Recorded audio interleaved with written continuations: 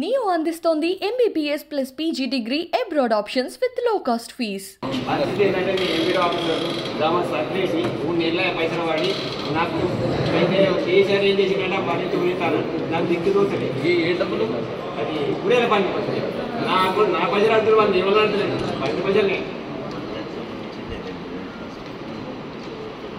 దీనికి వర్షం పడుతుంది దీనికి నీళ్ళు ఊరి మొత్తం చూడంతా ఖరాబ్ అయిపోయింది. అసలు 2 లక్షల రూపాయలు నష్టం జరిగిందండి. ఈ పిల్లల ఖర్చులే అప్పటికి 2 లక్షల రూపాయలు అయింది. 4 లక్షలు అయింది. చెత్త 4 లక్షలు అవుతుంది తట్టుకోలేకపోయినా.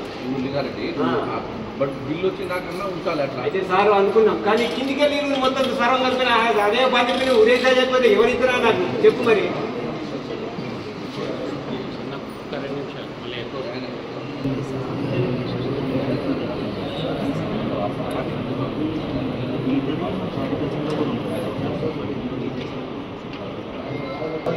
దానికి ఆకలి చేసిన మరి రూపులో బంద్ రేటు మన ఏడికి వెళ్ళాలి. చూడు మా పొలం కాదు, చూడు ఇల్లు పొలం ఉందా చూడు.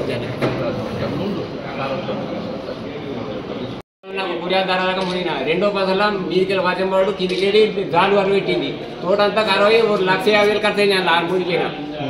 నవంబర్ అయినా నేను లింగారెడ్డిని 2021 సంవత్సరంలో కేసీఆర్ గారు వరైతే ఉరైతే అన్నాడు. దిక్కుతోచిన పరిస్థితుల్లో నేను కూరగాయల బంద్ వేసినందుకు ఎంపీ ఆఫీసర్ గారు వాళ్ళ అధికారులతోటే సహకారంతో వేసిన కానీ ప్రకృతిని సహకరించలేదు. దానివల్ల వారు వర్షాకాలంలో నీళ్లు పెట్టినాయి, ఎండాకాలంలో కూర ధర లేక 2 లక్షల రూపాయల పందిరి ఖర్చు, 2 లక్షల రూపాయల పెట్టుబడి మునిగిన. లాస్ట్కి అయితే దాన్ని సావలేక బతకలేక నేను కూరగాయలు తీసిన. నాకు గ్రామ పంచాయతీలో చెక్కు పడ్డది.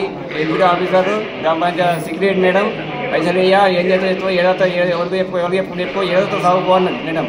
మరి అసలు పరిస్థితిలా మందం పట్టుకొని మరి స్టిక్ ఇస్తారా, నా చచ్చిపోతే కేసీఆర్ అమ్ముతారా, లేకపోతే ఎంపీ ఆఫీసర్ అమ్ముతారా, లేకపోతే గ్రామ సెక్రటరీ అమ్ముతారా. అందుకోసం ఒక మందం పట్టుకొచ్చిన చూడు. ఇప్పుడు ఏమంటున్నారు? నాకు వచ్చిన చెక్ని ఏమంటున్నా, వాళ్ళ ఇంటికి ఏమంటున్నారు, వచ్చిన 85,000 రూపాయలు చెక్ని ఏమంటున్నా అంతే. నేను ఎందుకంటే మస్తు నష్టపోయినా చెప్పుకుంటే లక్షలే పోయినాయి కేసీఆర్ సర్కార్లో.